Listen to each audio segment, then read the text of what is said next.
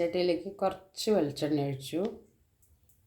ചൂടായ എണ്ണയിലേക്ക് കടുകും ഉലുവയും ഇടുന്നുണ്ട്. കടുകും ഉലുവയെല്ലാം പൊട്ടിയിട്ടുണ്ട്. ഇനി അതിലേക്ക് നമ്മൾ ഇഞ്ചി വെളുത്തുള്ളി ഇടാം. അതിലേക്ക് 2 പച്ചമുളക്, അതിലേക്ക് 2 കറിവേപ്പില,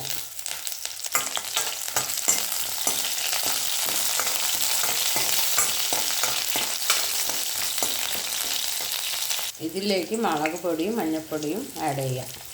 ഇത് ഉലുവ പൊടിച്ചതും കൂടി ആഡ് ചെയ്യണം. നല്ല മണം ഉണ്ടാവും അച്ചാറിന്.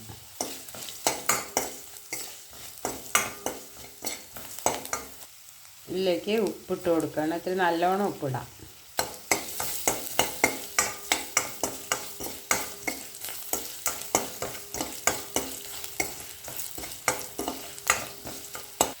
ഇതിലേക്ക് ഈ ലവലോലിക്ക ഇട്ട് കൊടുക്കാം.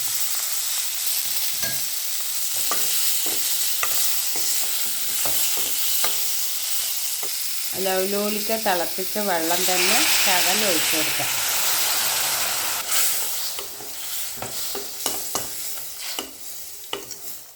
ഇതിൽ വിനീഗർ ഞാൻ ഉപയോഗിക്കുന്നില്ല. വിനീഗർ തൽക്കാലം ഇവിടെ ഇല്ലാത്തതുകൊണ്ട് പിന്നീട് വേണമെങ്കിൽ വിനീഗർ ഇതിലേക്ക് ആഡ് ചെയ്യാം.